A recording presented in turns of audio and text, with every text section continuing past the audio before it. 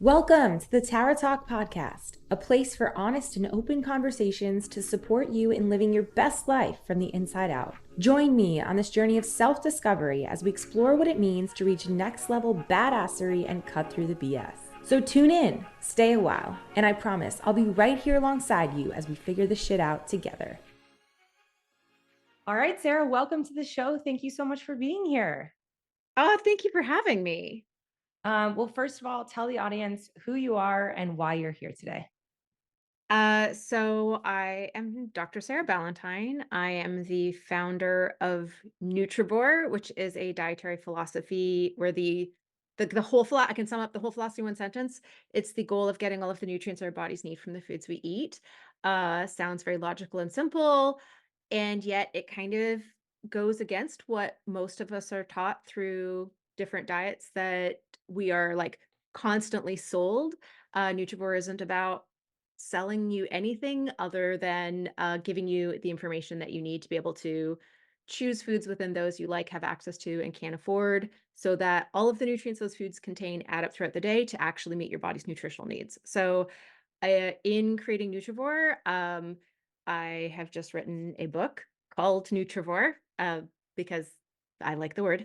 I have a website, Nutrivore.com, and all of my content on social media is geared at providing that nutritional sciences knowledge base that we don't get. Like we don't graduate high school with a like broad understanding of what nutrients do in the body and what kinds of foods contain what types of nutrients and how much of those foods we might need to eat in order to get enough of those types of nutrients.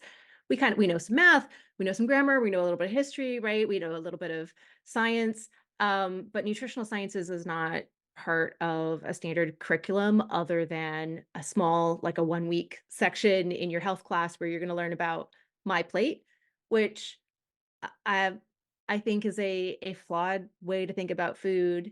And I think watching my kids go through that system, what I've seen is they come home rolling their eyes so much from their health classes because they'll come home and they'll be like, all we got taught was that all of these foods are bad, right? That we shouldn't eat chips or cake, but then the teacher gave us candy if we behaved well, right? Like they get this like really weird mixed messaging, moralizations of foods. So one of the things that I integrate into the Nutrivore philosophy is moving beyond that moralization of food. We're looking at the quality of the whole diet. There's absolutely room in a healthy diet for foods that we just like, or foods that stretch the budget, or foods that are really convenient when we don't have much time, or foods that are comfort foods or traditional foods. So Nutrivore kind of it's not just the nutritional sciences education. I think it's also just a different, sadly, different way of thinking about food, right? It's a very logical, intuitive way to think about food once you're there, but it's not how most of us are kind of trained to think about food. So it's very much about ditching all of that really like the body shaming and that that constant like fear-based marketing, the predatory marketing, the buy this, the do this, the it's always your fault, right? That guilt blame cycle. It's about leaving all of that behind and simply adopting healthy eating patterns for ideally the rest of our lives. I love that. And we could take this a lot of different ways, but I just want to Yeah. say if you guys are not following Dr. Sarah on, I actually first found you on Threads. Yes. Funny enough, I found you on Threads and then Instagram. I have learned more from you than anyone I've ever followed ever in my Ah. 10 plus years of being online. It's you just are very like practical. It's stuff that you can like really understand. And you do such a great job of answering people's questions in a very Yeah. succinct way. So I really appreciate that. And obviously everyone that's listening is definitely going to follow you now. But I love the way you went into diets. So if you Mhm. wouldn't mind, I'd love to kind of shift some of our conversation around diet culture and just like why are we so obsessed with diets and how did that come from and why do we keep going down the same route and the same thing over and over again? So we have about a 200 plus year history with um, the search for a specific body type. So the first fad diet was actually started by Lord Byron in like 1816-ish.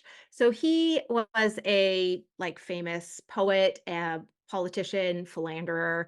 Like the scandals are just amazing in Regency England. And he was, was the kind of guy, like, they'd have the lords and ladies would have these like parlor parties, and he would come and he would read poetry, and like all the women would swoon, like, oh, it's Lord Byron. But he clearly had eating disorder or two. He was obsessed with being thin. He wanted his wife to be thin. He wanted all of his various affairs to be extremely thin. And like where he got that from, like we don't really know, but we do know that he had an obsession with like being underweight was really what he thought was beautiful. And so he had his own sort of like yo-yo dieting cycles. He would go on a binge cycle and then he would crash diet. And so he would, I mean, his as historically, it looks like his weight fluctuated by about 70 pounds from like lightest to heaviest, is sort of like the cycles that he would go on. He went on many of them in his very short life. He died at the age of 36, if I remember correctly. But he was such an influential, charismatic character, right? Like everyone swooned over him. And so even though he died quite young, his influence over beauty standards like persisted for decades. So you can really see from like that and the way that the rich class, right? The ladies, the lords and ladies, the access that they had and the thinness that they were trying to achieve, it went from valuing sort of like a healthy body, right? As like a body that can have healthy babies, right? Like things that were extremely important in that era, to valuing this like underweight, like extremely thin body. And you can kind of see how that thread gets sort of pulled through. And what's happened over history is, I mean, fat phobia has some racist origins as well, right? So there's especially sort of turn of the 20th century, there's some characters who were very influential in terms of like what was being promoted in the early women's magazines in terms of beauty standards, what types of things were being sold, and that has again some really like not cool influences. But you can kind of see this thread being pulled of making what is the height of what's considered the height of beauty something that is reserved for the upper class, right? Something that is only attainable by people with wealth. And as our economy has changed, as access to things of technology, right? Like nowadays, middle class means something very different than middle class meant 200 years ago, right?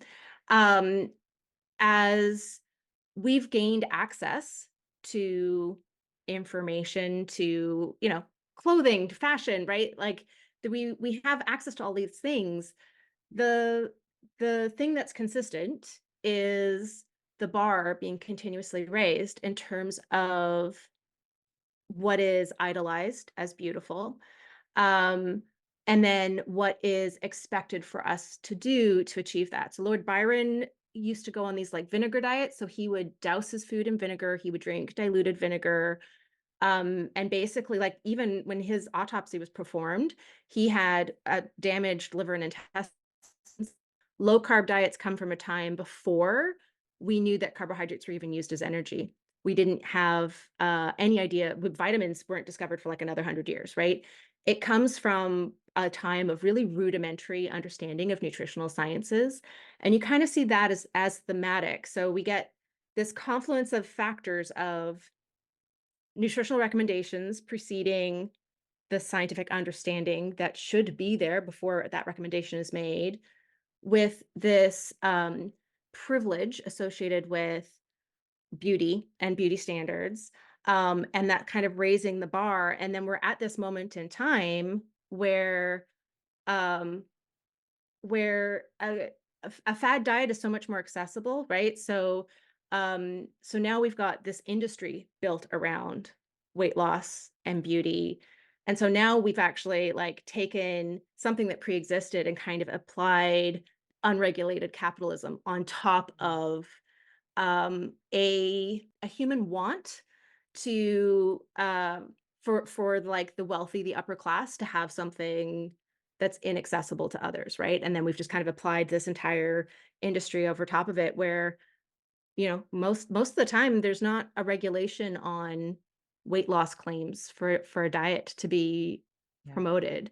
And then we've got the constant reinforcement of uh, who's on the cover of a magazine or whose photo is going viral on Instagram, right? We've got this constant reinforcement of what these unattainable beauty standards are. And now we've got filters and uh, you know, uh, body modification surgeries and like all of these other things on top of that.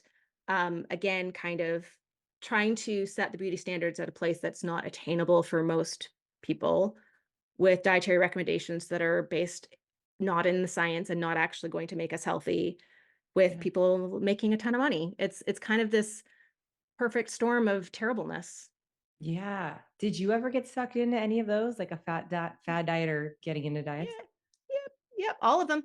Yeah. Yeah. So I became obese as a teenager. I had undiagnosed Hashimoto's thyroiditis. I didn't get a diagnosis until I was in my 30s.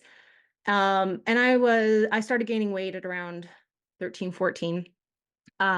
So I was obese by the time I graduated high school. And I tried everything, right?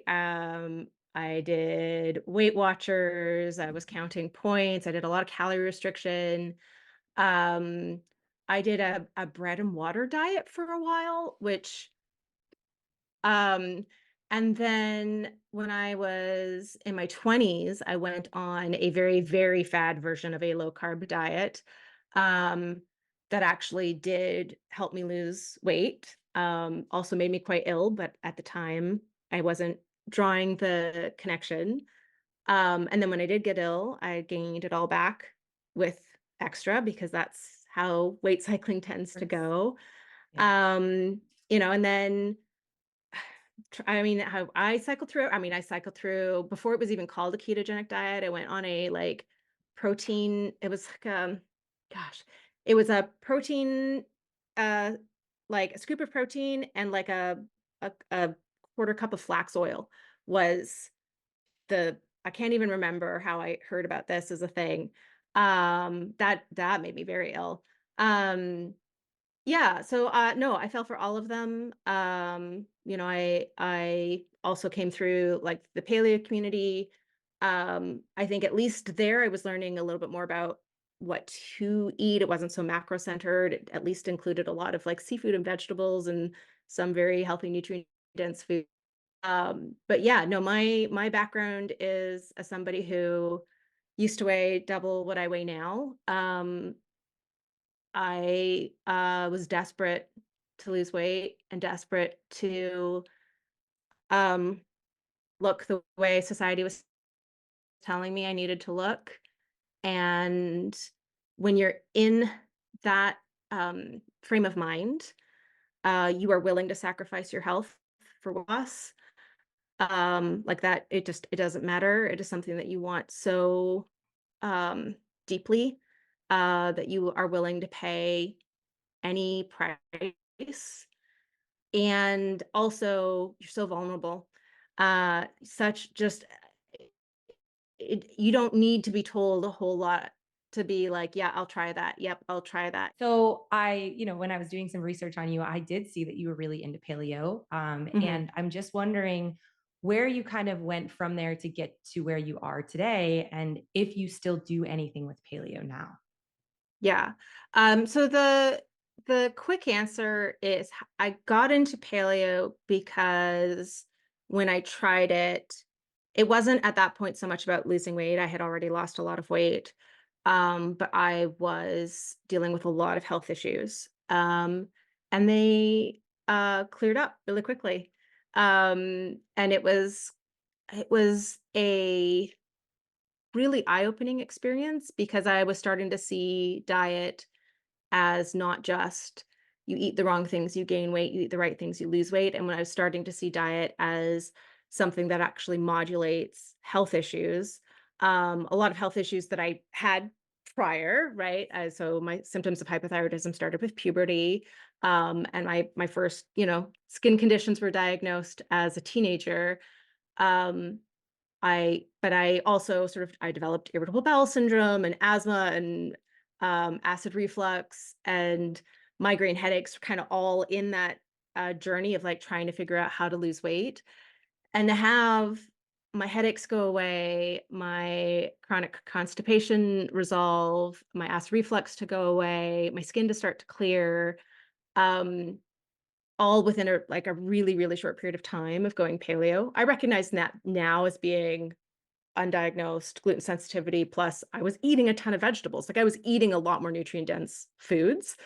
But at the time, I really sort of bought into this being attributable to paleo is very much typically described as like you don't eat grains or legumes or dairy or like processed foods. So yeah, so part of my participation in the paleo community, and becoming a leading voice in the paleo community was out of that experience of just really like having a transformative health experience really, really quickly. And my journey out, like through the other side, came from getting to a point in my life where I could start to look back at all of those influences on how I thought about myself. So like the body positivity movement was really important for myself and sort of like beginning to really think about myself and my weight in a very different way. And I was also doing research for a book on the gut microbiome that was challenging a lot of my beliefs about foods because I kept running into research showing me that a food was really, really great for the gut microbiome that was a food that I was not eating. So it was like these couple of things kind of lining up. So realizing that I had an eating disorder, and that I had a very negative view of myself and my body, and working on that. That involved some therapy, and then also hitting a point where I was seeing the community go even more restrictive, and I was reading research at the same time that made me want to go the opposite direction, that made me want to add foods back in, and kind of hitting like butting heads, right? Like I kept hitting these moments where I would say, I don't think that's the right way to go. And I would get so much pushback from the paleo community on whatever the topic was. I'd be talking about the benefits of like root vegetables for the gut microbiome, and I'd have like low carb and ketogenic people like get very, very angry and want to fight about that.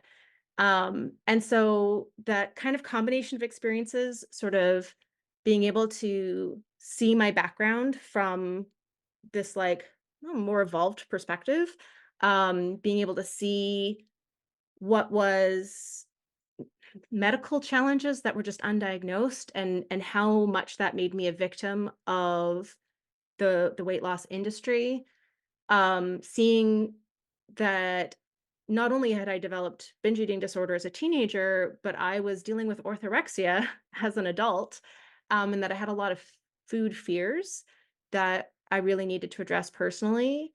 And then digging into science that was showing me that some of the information that I had held to be true, that I was making day-to-day decisions based on, was not actually accurate. It didn't actually represent where the science is at.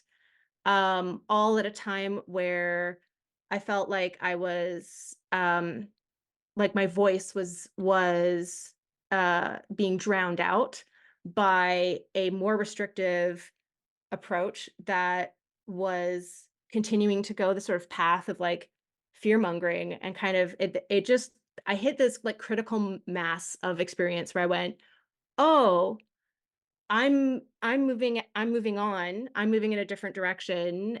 This is not I don't agree with this. I don't This is not where I want to go. This is not my path.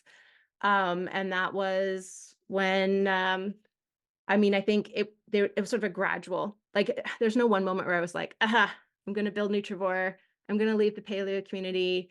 Um, but I started taking those steps back in summer of 2019, and started going, okay, like I think it's time for me to move on. And then it was sort of summer 2020 where I was like, "Oh no, I'm building a new website." Like Yeah. this is feeling like I'm really going in the paths have officially diverged and I am officially on a different path now. I think it's really powerful and beautiful for you to see that journey and grow with your community to be like, I'm standing up for what I believe is true and what is factual and scientific information. Like you use that data on yourself, but you can tell that you've used it on a lot of other people as well. And I think it's really cool to see a journey evolve. Like there are some things I used to say and do in my early trainer life that I'm like, oh, why did I do or say that? Or it was just like I've evolved over time and you've learned and grown. And I think it's really cool that you had that journey. But it also you can tell how much you really believe in what Nutrivore is today and how you want to educate the masses. So obviously you said that didn't happen overnight. Like it No, was a very gradual process. it So was years. within that process, was that also the time that you were able to kind of, I don't want to say push away your disordered eating, but were you able to build that relationship again where you could feel comfortable and confident with your nutrition itself? Hey talkers, are you ready for a boost with your fitness journey? Use code TerraTalk to save 20% off your first order of Legion, aka your new best friend for high quality supplements. Now, why is Legion the best? Because whether you're aiming to feel stronger, more energized, or just a little more badass every day, Legion's got you. Their products nourish your body and enhance your performance without any unnecessary fillers or fluff, and it's backed by real deal scientific research. Plus, they taste so good, you'll actually look forward to chugging down your protein shake. I know I do. And they offer a 30-day money-back guarantee. What's not to love about that? So, what are you waiting for? Embrace the journey to becoming the best version of yourself with Legion Athletics by your side. Head over to their website now and use code TerraTalk for 20% off your first order and double loyalty cashback on every order after. Your support through Legion helps keep the podcast as a free source of content, so your support really does matter. So head on over to Legion and enjoy the rest of the show. Yes. So I think, again, like I can talk about this through the benefit of hindsight, right? Like at the time, I don't think I had as much awareness as I do now, sort of having, first of all, developed a much better relationship with food, developed a much better relationship with my body, and also been able to create a dietary philosophy that is helping others go through a similar like transition to a more like a higher quality diet while also a better relationship with food and ourselves, right? Like, and I think that having gone through that experience myself and having got like the deep dive of the science to help to create those resources for others, I can kind of like narrate the journey in a way that I wouldn't have been able to at the time. I think that so I started working on this gut microbiome book in 20 or late 2014, 2015, something like that. And I would say that project evolved. It was years of research that got tabled in early 2020. And I hope to someday go back and get that, take that project back up and turn that into a real life book. But who knows if I will have that opportunity. But so 5 or 6 years of research, I would say 3 years in was when I was like, "I need to eat lentils." I think that was my first food that I was like, "Okay, no, like I'm not eating legumes. I can't deny just how incredibly beneficial lentils are. I need to try them." And I tried them and I how do I share this, diplomatically? My digestive system was very happy. Yeah. It was a wonderful experience. I was like, "Oh, wow. That was a great time." How I want more of that. And so I went from that to chickpeas. And I was like, "Okay, I'm gonna try chickpeas." And then I started pretty dramatically adding back in legumes. So at that point, I probably spent a year or year and a half with kind of like a paleo plus legumes type diet. Like that was probably the best way to describe it. I also ate corn. Corn was kind of like my special food throughout because I knew pretty early on that corn and I got along very, very well. Um, so yeah, that was kind of like where my diet stayed. And then as I got into doing the research and laying the foundation for what Nutrivore became, at the time it when I started, I don't think my intention was exactly how where it ended up. I think my intention was much more of a being able to talk about the benefits of legumes outside of the paleo structure so I don't have to have as much arguments with people about lentils and chickpeas being good. That's when I started adding oats back in. Um, and a little bit of rice. Like I started adding some gluten-free grains back in. And so I started as I was starting that research process and starting to really kind of get into a different corner of the scientific literature than I had been engaging with in years prior. And again, really challenging a lot of bias that I had, right? A lot of moral judgments of foods that I had sort of learned through the paleo community and challenging that. There came a moment where I hadn't tried soy yet. So I had done all these other legumes and I hadn't tried soy. And I realized I hadn't tried soy because I was afraid.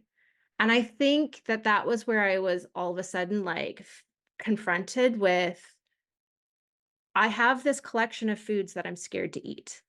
It wasn't so hard to try legumes. Like I had a little bit of nervousness, but not fear. And I was able to kind of add those back in up until not other than peanuts and other than soy. And I just hit this wall. And then I realized I had the same wall with tomatoes and nightshade vegetables. I had the same wall with a lot of grains.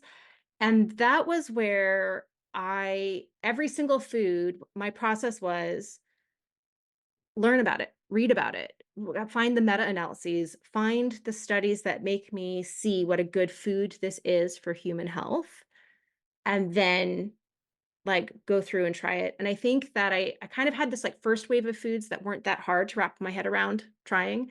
And then this second wave of foods that I thought up until that point were foods that I reacted to. I thought they were foods that caused my autoimmune symptoms, that caused my gastrointestinal symptoms, and that second wave of foods to reintroduce them back into my regular diet, that was a much harder process in terms of the psychology of it because I had built up so much fear of those foods. I had the same issue with vegetable oils, and it helped me because of I'm such a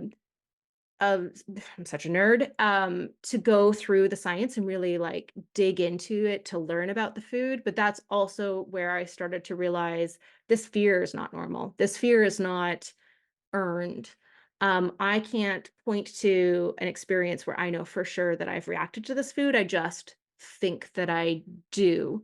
Because when I cut it out, I had things improve. But also when I cut it out, I replaced it with something and I replaced it with something more nutrient dense. And so I would say it was sort of 2020 into 2021 where I went through a much more intense process of being very intentional to uh, eat foods that I was scared of.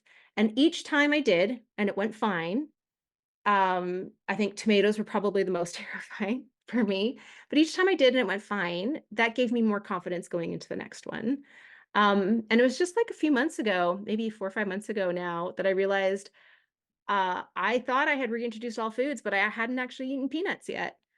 And I was like, "Oh, I just had this, like, blind spot." I haven't tried reintroducing peanuts. I'm actually still in that phase of, like, overcompensation because I didn't eat peanuts for 12 years, and they're delicious, and they're fine.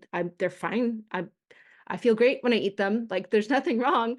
So I'm still actually in that, like, overcompensation phase where I'm eating them almost every day because, um, I had restricted them for so long, and I'm just kind of letting myself, like, go through that intuitive eating process of, like, yep, giving myself permission to eat them, like, I understand the psychology of where this comes from.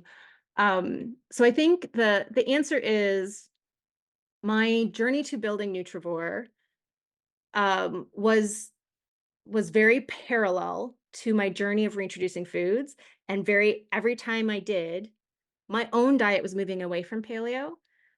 The things that I was working on was writing was moving away from paleo. I would say like I officially left the paleo community when I launched my new site, but really I left like 2 years earlier. Like really I had already been not adding content to my old website. Already I had been only working on stuff for the new website at that point. But it's the website is uh, it's like a huge collection of resources, articles that are hundreds of hours to write. I have a team, like I'm not the only one building it, but the website was pretty much all encompassing for me and my whole team for almost 2 years before it went live. So in that period of time, I think I was already mentally checked out, even if it wasn't apparent from the outside, because I didn't yet have this new thing to point to. Yeah, yeah. And those of you guys listening, this is now years and years of reintroducing foods and a lot of mental games that you're playing with yourself and just the psychology of what you're eating. But if you were to give someone that's listening right now and being like, yeah, I totally understand that. I can't Here's a get more there. straightforward path through it. Yeah. Yeah, like what would you give? What kind of like just advice would you give someone that's like, yeah, I don't think I can do that, or how do I get to where Dr. Sarah is today? Yeah. So the best advice I can give someone, I think I realized how disordered my eating was after I had fixed most of it, if that makes any sense. And so step one is reflection. And I think identifying where the relationship with food is not healthy, right? So do we have intense fear of food? I think that if you have to carry an EpiPen due to anaphylaxis, like I think that fear is very rational. Is my fear of food rational like that? Like if I eat this food, I'm going to go in anaphylaxis, or is it irrational? Right? I don't actually really know what happens if I eat this food. Am I avoiding this food because someone else has told me it's toxic? So I think there's this first step is a step of reflection. That reflection might be easier on a therapist's couch, or it might be easier talking to somebody like a registered dietitian. So that reflection, especially when we like recognizing that we fell victim to clever marketing is not a great feeling. I got to pair that with the realization that I had been marketing on behalf of the paleo diet. So I had been participating in marketing things that were wrong, which was like the worst feeling in the world. Like it's hard enough to like realize that you're wrong, but realizing that you were wrong publicly and that you influenced people wrongly is horrible, and I definitely don't recommend that. You can avoid it. Um, but so my second step from like some reflection is hopefully in that reflection you can figure out what the what the like what the expertise is to bring in. So for me it was a therapist, but maybe it's a registered dietitian or a licensed nutritionist, someone who specializes in intuitive eating or in recovery from eating disorders. Maybe it's a psychiatrist, right? Like maybe it's that kind of level of like working on the mental health aspect of it, because it is eating disorder orthorexia, right, which is kind of an obsession with only eating the right foods, however those are defined for you, is an eating disorder. And that is a mental health a challenge, right? So tackling it from the mental health side first, I think is really helpful. I am a person who found information to be really beneficial, and that's kind of how, like, that informs a lot of the content that I create on social media. You can very much see that thematically throughout my book. So I think that engaging with that information, if you're somebody who that's going to help, like to water down the messages that you bought into before with really, really good information and kind of let that information push all of the wrong stuff out. That was really important for me in my journey. I'm just going to But I ask you think, one question on top of yeah, that. go for it. how do you know what information is the right information? Mm, How do yeah. you kind of get rid of some of the misinformation out there? I have the benefit of having a PhD in medical biophysics and having very high epistemic certainty. Um, so, um, so that is not something that is easy for everyone. Oh God, that's such a good question. Um, I recommend building up your list of trusted sources. So, those of us online who are very much about putting out science backed resources, you'll see that in the captions on my videos or in the comments on a thread. My posts typically have citations. If they don't, and you ask for them, I have them ready to give you, like depending on what the type of post is. Um, so that's not a guarantee, right? Like people can misrepresent science all the time. So just somebody being able to go, here's my scientific citations does not necessarily mean that the quality of their work is good. Right. But finding somebody who like passes that logic test, who is able to cite sources, who is not selling you a solution, right? Like there's a marketing strategy that's called create the problem, sell the solution. And you see that a lot in sort of this fear-based marketing, like you have leaky gut, buy my $300 a month supplements, right? Like that's very apparent. So if somebody is telling you to be afraid, that's probably not good information. The other thing that scientists do is we use a lot of science is a process. It's not like we know everything that there is to know about the human biology or the ideal nutrition for different circumstances, right? There's a lot more that we don't know than what we do know. So as a scientist, I'm going to couch my language scientific. Right now, scientific consensus is building around blah blah blah, or Mm. the majority of studies would indicate this, but there is the situation where maybe it's not, right? Um, if if I'm going to explain a concept and represent the science accurately, I'm going to represent that bigger, more nuanced picture. So, looking for the language that represents nuance. Scientists don't use definitive statements a whole lot, right? We don't say, this is the absolute truth. You need to not eat this. We tend to not make those big, sweeping generalizations. So looking for that more careful language, that more careful understanding of the science can be very, very helpful. And once you have one or two of those like trusted sources, those people who like, okay, this person is being careful to represent the science accurately. They're not selling me anything. They're citing sources, and I can go look at the sources, even if I can't like understand all the sciencey language. It does seem to reinforce what they're saying. Then look at their friends, right? So look at the people that they're also saying kind of the same things, right? So I think there's a community of us, right, that are fighting against misinformation about nutrition online, that are trying to put out really good quality, nuanced nutritional sciences information. So if you look at what my content is, you can look at who else I'm commenting on, who I'm, friends with online, whose information I'm sharing, whose podcasts, right? Like that can be very, very helpful for sort of building out that group of people that you can be like, okay, here are my 10 educators and science communicators online that I know are putting out good quality information. That, by the way, doesn't mean that we're going to be right 100% of the time. Yeah. So also look for somebody who's willing to say, "Oh, shoot, I was wrong about this. Here's why I was wrong or how I was wrong. Here's the correction." Um, so that's another really key piece. So it's tough. Especially for somebody who doesn't have really high scientific literacy, it can be really challenging on the internet to know who to trust.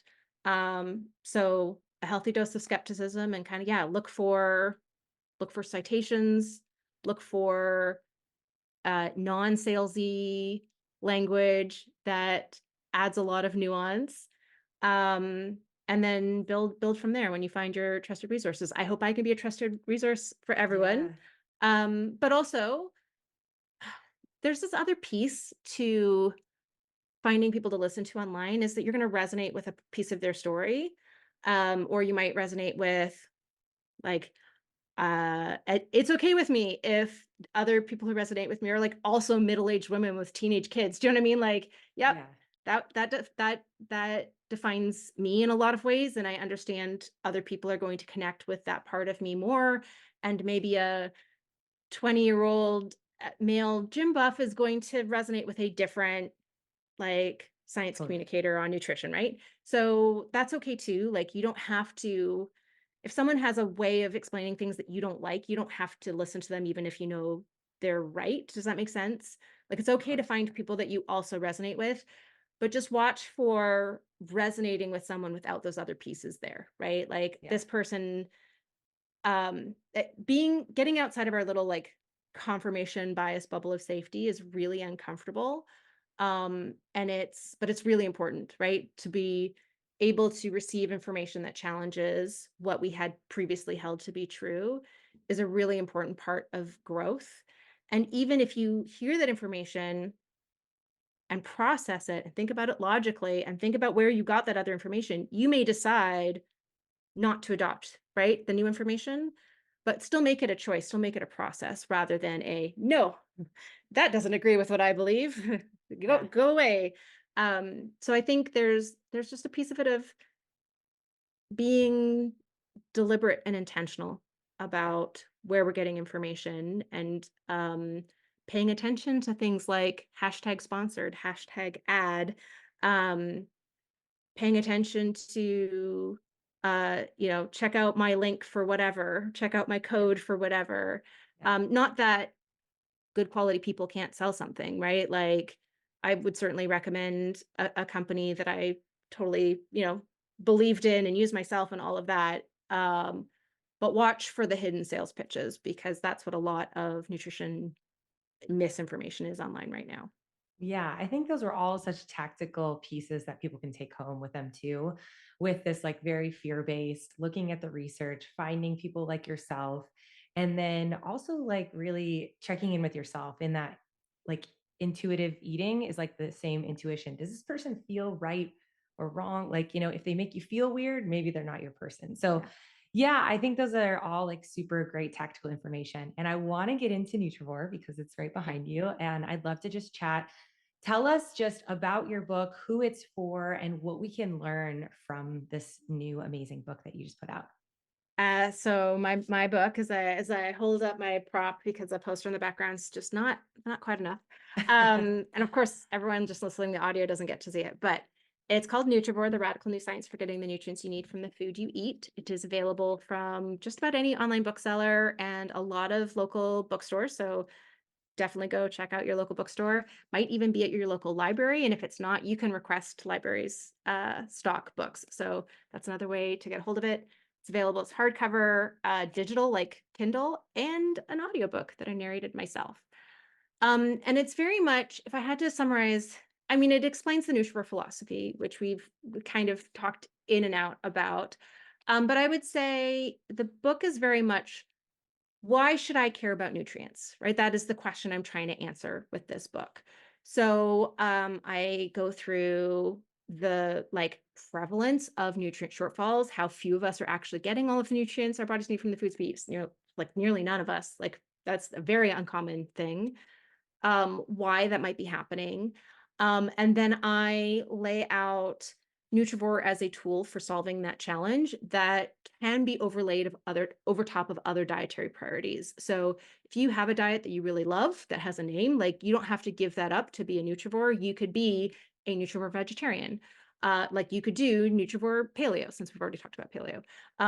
Nutrivore is not a diet itself. There's no yes food lists and no food lists. There's no strict rules. It's very much that goal of getting all the nutrients our bodies need from the foods we eat, and informing those decisions within other priorities, other preferences, right? What foods you like, what foods you have access to, what foods fit your budget, and how to achieve that goal of getting all of our nutrients within whatever other constraints that you may have. So then it's also very much about understanding how nutrients link to our own personal health challenges. So the second part of the book is entirely aimed at examining one specific link with one specific health challenge. I cover 27 in all. So, for example, how not getting enough calcium can make PMS symptoms worse, or how not getting enough magnesium can increase the frequency and severity of migraine headaches. So it's very much about making nutrition personal, but then I have a table in the appendices that lists all of the nutrients associated with 120 different health conditions and symptoms. So if you don't find the answers, right, the nutritional answers to your health challenges within part two, you will then be able to combine that information with the appendix to get a more complete picture. And then part three, and kind of actually a lot of part one, is practical resources. So how, like, what are the diet patterns that increase nutrient intake? It's basically like eating mostly whole foods, but there's definitely room for some ultra processed foods, eating a fruit and vegetable forward diet, and eating a diverse diet. So eating a wide variety of different foods. So identifying those eating patterns. And then I've got a little bit more like structured for the people who want that structure, for the people who are looking to level up, just a little bit more of like structured guidelines in the last part of the book for foods that can be really, really important contributors to an overall nutrient dense diet. So I wrote it for everyone. I wrote it for people like me who kind of did try everything and hit a point of nothing works. I've just been a victim to predatory marketing. I've been sold through. I'm sick and tired of all of this. Yeah. Who just needs to be able to have a solution that actually works and is something that I can do for the rest of my life. So I wrote it for that person. I wrote it for the person who has no idea that their health challenges might be improved by a nutritional approach. And I wrote it for people who think they know a lot about nutrition to be able to deepen their knowledge with this overall dietary philosophy in mind. So I also wrote it for professionals in the health and wellness sphere who, we're not we're not immune to the marketing and the misinformation. So I wrote it to hopefully help inform uh, providers on a healthier approach, both in terms of the diet quality, but also in terms of the sustainability and the relationship with food. Oh, I love that so much. And I got my book. I haven't got it right into it, but you just like telling me all about it makes me can't wait to dive in. I would love to know what's the colors. So those of you that Mhm. aren't watching it on YouTube, there's a circle around the book with red, green, blue, and yellow. And then I also see behind you 3643. Is that the Mhm. same as, and what do those mean? So, this is a deep cut. I love it's like an Easter egg for people who go to the website. Yeah. So the number behind me, the 3643, is an example Nutrivore score. It's the original Nutrivore score for broccoli. Before the website went live, we revised the Nutrivore scores. And so broccoli got demoted to 2813, but we did a before everything went live. So so the Nutrifort score is a measurement of nutrient density, so total nutrients per calorie in a food. There's a list of Nutrifort scores for over 700 foods in the book, as well as like a table of the top 100 Nutrifort score foods you can get at your grocery store. And it's one of many tools in the book for identifying foods that will deliver a lot of nutrients relative to their energy to our overall diets. The circles around it come from visualizations of nutrients that we have on our website. So the Nutrivore.com website has these like deep dive articles of like 60 some odd nutrients of you want to know everything that vitamin C does in the body. I've got it all listed there, how much we need, tables for different like age groups, and then all the top food sources. So foods that offer 50% or more daily value per serving, and then foods that offer between 10 and 50% daily value per serving. So these super deep dive articles. And then the other piece of it is the new super detailed nutritional breakdown for foods. So you can go say like read about broccoli and you can learn its Nutrivore score, but also like what are the nutrients that it contributes. And then there's visualizations of the vitamins relative to the daily value, the minerals relative to the daily value, what the amino acid breakdown is, what the fatty acid breakdown is, what the carbohydrate breakdown is. And this circle comes from the macronutrient breakdown. So it comes from fiber, fat, protein, and carbohydrates. And so, and I can't remember what food this one actually comes from. Um, Something quite balanced. I can't remember what the example one was. But it is a nod to that graphic representation of the macronutrient ratios Love it. in foods. So yeah, so a little Easter egg for people who have been around a long time and have seen all the different visualizations showing the nutrient value of foods on the website.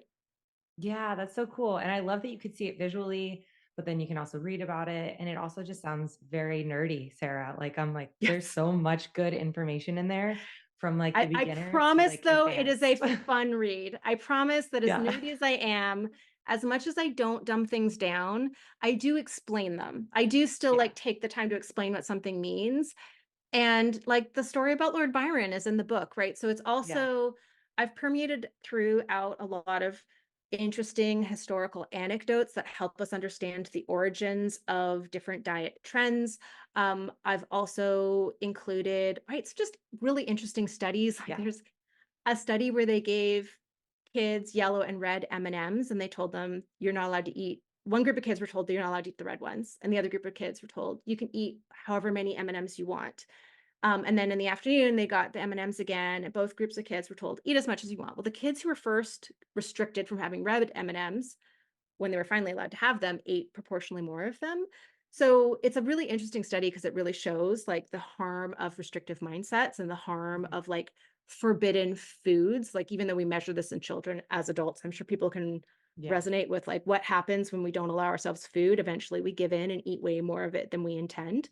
And so those types of interesting scientific studies I talk about throughout. So it's a nutritional sciences book. It's going to teach you about how to have a higher quality diet without moralizing foods, without avoiding any food. So like continuing to eat our favorite foods, but also there's a lot of storytelling in the book. So I really tried to make a page turner nutrition book.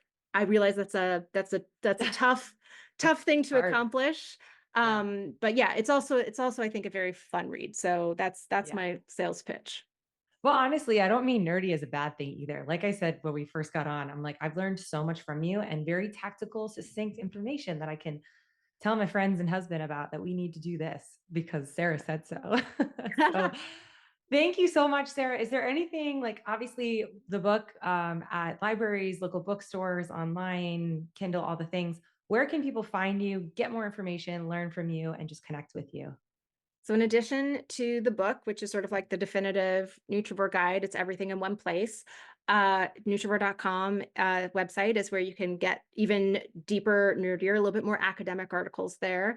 And then I'm at Dr. Sarah Ballantyne, DrSarahBallantyne on Threads, Instagram, Facebook, TikTok, YouTube, and Pinterest. So find me All there. the I places. post different content on different places. So I try to cater to the different communities on the different platforms. And I'm heavily involved answering questions in all of those places. So ask me a question and I will endeavor to answer it. Awesome. I have one more question to ask before the end. What is one thing you wish you knew before you started your health and wellness journey? Gosh, could there be 100 things I wish I knew? Just one, just one. Just one. So if I was going to go back to 21-year-old me starting a crazy low carb fad diet for the first time, what's the one thing I would tell myself? Weight and health are not the same thing. Mm, That thin is not the same thing as healthy, and that it's okay to prioritize health. It's more important to prioritize health. Um, and I would tell myself that sacrificing health for my weight, which is what I did for a long time, is not a good trade. And um, and I would, yeah, I would give myself a big hug because I think I aw. probably needed it. Yeah, I love that. Thank you for sharing. You can tell how much like you feel that in your heart when you're Yeah. talking about it. So thank you so much for being here. It was so wonderful. You guys obviously follow Sarah on all platforms. I can't wait to dive into your book. And thank you so much for your time. Thank you again for having me. Thanks for coming to this Tara Talk. I hope you're taking something away from this episode, and if so, I would love to hear about it. You can connect with me at The Tara Talk and at Tara LaFerrara on Instagram. A few ways you can help support the show and help spread the word. You can share it on Instagram, tag at The Tara Talk and at Tara LaFerrara. Send an episode to a friend, and please leave a review if the show is resonating with you. It takes just a few minutes, and it means so much to help this show grow, and it helps me to continue to bring on badass guests for all of us to learn and grow from. I am so happy you're here and excited to be on this journey with you. Until next time, be a badass with a good ass.